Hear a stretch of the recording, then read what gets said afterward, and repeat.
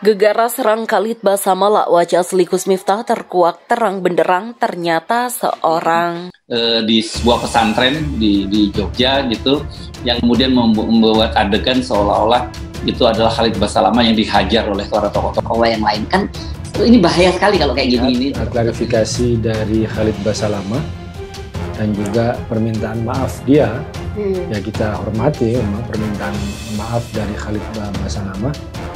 Kemudian juga klarifikasi itu kalau saya membaca itu kan sebenarnya hanya lebih untuk membela diri, bukan malah sudah rame gitu ya. Rame. Jadi ada pertandingan public opinion di dalam masyarakat itu. Sementara Islamofobi tetap diedarkan. Saya melihat persoalannya di situ adalah ceramah itu, meskipun dia hanya menyebut untuk internal taklim dia dan sebagainya atau yang orang bertanya, tapi kan dia sadar bahwa pernyataannya itu kan dipublikasikan. Semestinya kalau dia sadar itu dipublikasikan, maka dia juga harus sadar bahwa yang menonton dari ceramah dia kan bukan pengikut dia saja, udah menjadi konsumsi publik. Nah ini yang dia nggak bisa ngeles. Nah ya, jadi tugas kita saya kira untuk mengingatkan gitu ya, jangan publik jangan mudah dia adu domba gitu, isu-isu semacamnya, apalagi isu-isu soal Islamofobia ini kan kita mudah sebenarnya membaca siapa yang memproduksinya dan kemudian targetnya apa. Ketika dia sudah membawa kata-kata Islam dan Muslim untuk memusuhi suatu budaya tertentu. Nah ini saya juga Muslim, juga belajar tentang Islam, tidak terima kalau agama ini, dan Khalid itu bukan orang yang punya hak cipta untuk Islam dan Muslim, ya. Makanya Muslim yang lain berhak untuk keberatan terhadap pernyataan Khalid Basalamah itu. Dan tidak. Ya selalu nanti ada balasan dari Mas Ru, bagaimana Islamofobi? Kan Indonesia mayoritas Islam. Oh iya, tetapi bukan soal mayoritas minoritasnya, tapi diumpankan ke publik sesuatu yang akan membelah kita tuh sebetulnya tuh. Jadi kira-kira begitu permainan psikogram istana. Letak bahayanya adalah ketika dia membawa nama Islam, kemudian Muslim, kemudian memusuhi, melarang, atau dengan kata mengharamkan suatu budaya tertentu. Ini kan menjadikan bahwa Islam itu selalu berhadapan-hadapan dengan budaya tertentu ya. Soalnya ada apa sebenarnya agenda di balik ini? Benarkah ini hanya sekedar persoalan-persoalannya sebenarnya, atau ada skenario besar di balik itu semua? Pendakwa Zulkarnain El-Maduri mengkritik keras pengasuh pondok pesantren Or-Raji Miftah Maulana Habibur Rahman alias Gus Miftah. Kritikan ini dilontarkan sebagai respon atas pertunjukan wayang yang diinisiasi Gus Miftah, di mana dalam pagelaran itu dihadirkan satu tokoh pewayangan mirip penceramah Khalid Basalamah yang baru-baru ini mengharamkan wayang. Masih ada api dalam sekam yang masih terus membara, tidak memahamkan sesuatu dari yang mereka tuju.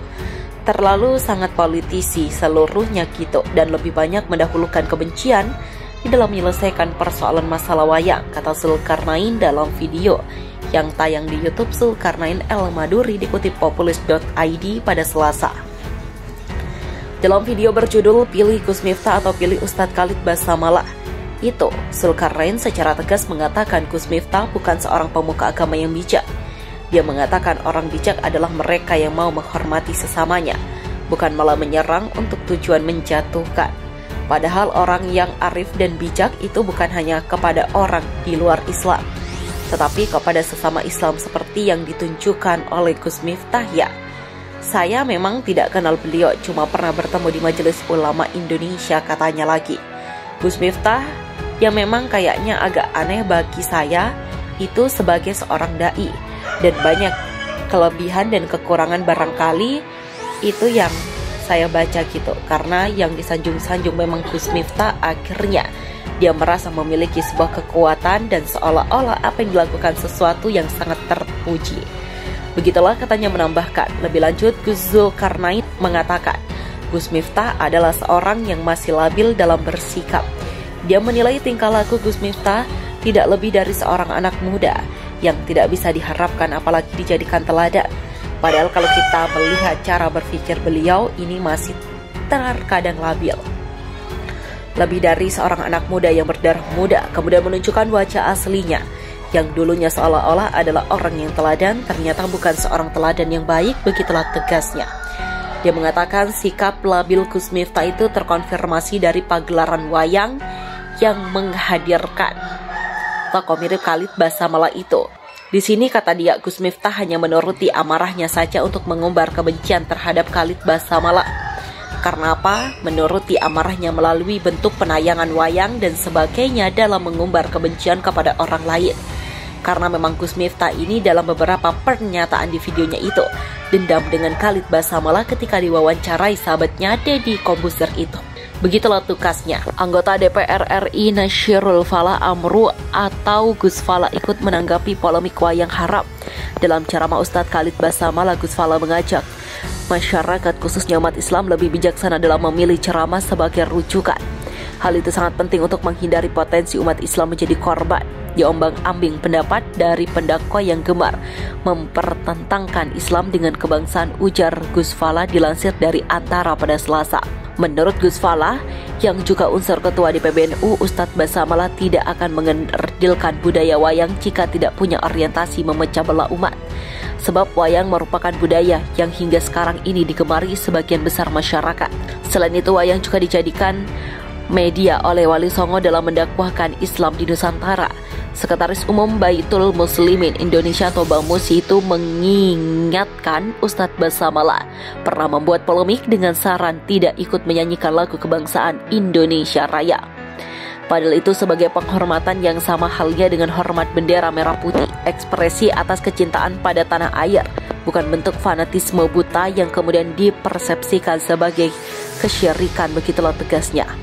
Ini murni sikap atau ekspresi dari habul watan minal iman atau cinta tanah air, sebagian dari iman, sambung Gus Falah.